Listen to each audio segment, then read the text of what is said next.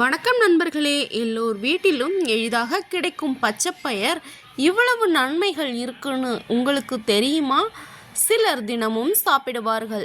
ஆனால் அதை எப்படி சாப்பிட வேண்டும், யாரெல்லாம் சாப்பிடலாம், யாரெல்லாம் கவனமாக இருக்க வேண்டும், அதிகமாக சாப்பிட்டால் என்ன ஆகும், இந்த எல்லா கேள்விகளுக்கும் அறிவியல் அடிப்படையில் எளிதாக இந்த வீடியோவில் பார்க்க போகிறோம். வீடியோவை கடைசி வரை பாருங்கள், உங்களுக்கு மிகவும் பயனுள்ளதாக இருக்கும். தினமும் பச்சைப்பயிர் சாப்பிட்டால் உடலில் என்ன மாற்றங்கள் நடக்கும் தெரியுமா? இந்த ஒரு தகவல் தெரியாமல் பலர் தவறு செய்கிறார்கள். அதனால் இந்த வீடியோவை ஸ்கிப் பண்ணாமல் முழுசாக பாருங்கள். வாங்க வீடியோக்குள்ளே போகலாம்.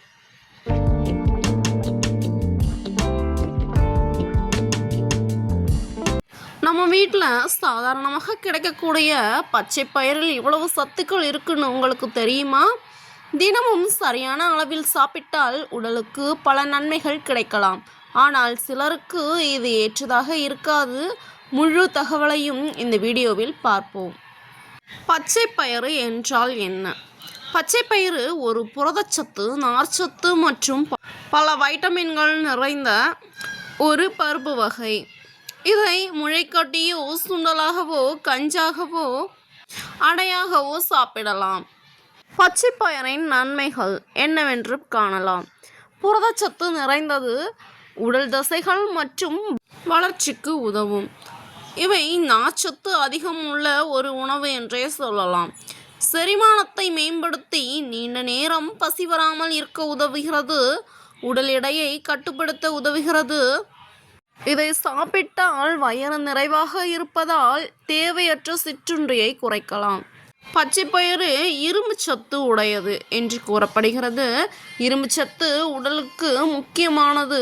ஆனால் கடுமையான இரும்பு சத்து குறைபாட்டிற்கு இதுவே ஒரு தீர்வு கிடையாது. இதய ஆரோக்கியத்திற்கு உதவும் உணவு முறையின் ஒரு பகுதியாக இருக்கலாம். இவை நார்ச்சத்து மற்றும் தாவர உணவுகள் இதயத்திற்கு நல்ல உணவு முறையில் இடம்பெறுகின்றன. முளைக்கட்டிய பச்சை பயிறு சில வைட்டமின்களின் கிடைப்பை அதிகரிக்க உதவலாம். அடுத்தபடியாக குடல் ஆரோக்கியத்திற்கு பச்சை பயிறு சிறந்தது. நல்ல செரிமானத்திற்கு உதவக்கூடியது.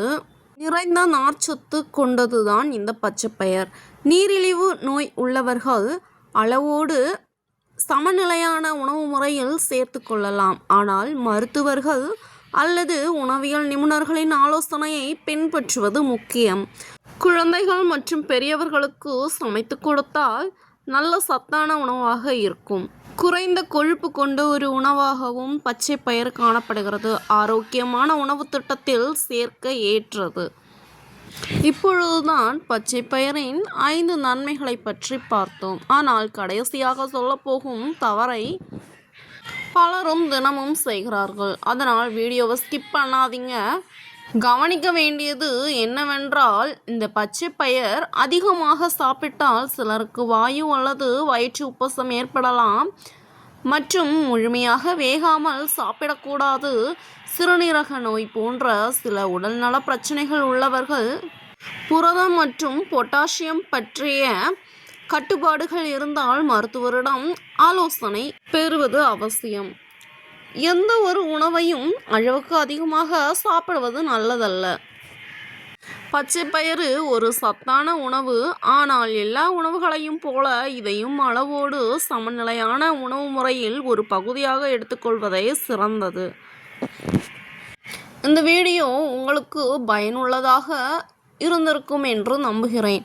பச்சை பயிறு பற்றி இன்று தெரிந்த புதிய தகவல் எது என்று கமெண்டில் சொல்லுங்கள்.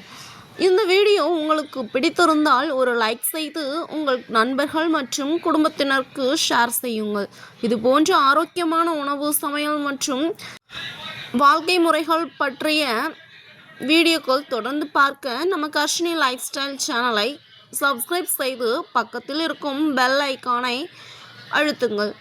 அடுத்து பயனுள்ள வீடியோவில் மீண்டும் சந்திப்போம். நன்றி, வணக்கம். உங்களுக்கு இந்த வீடியோ பிடித்திருந்தால் ஒரு லைக் போட்டு கமெண்ட் பண்ணுங்கள். அடுத்ததாக எந்த உணவை பற்றி தெரிந்து கொள்ள விரும்புகிறீர்கள் என்பதையும் கீழே சொல்லுங்கள்.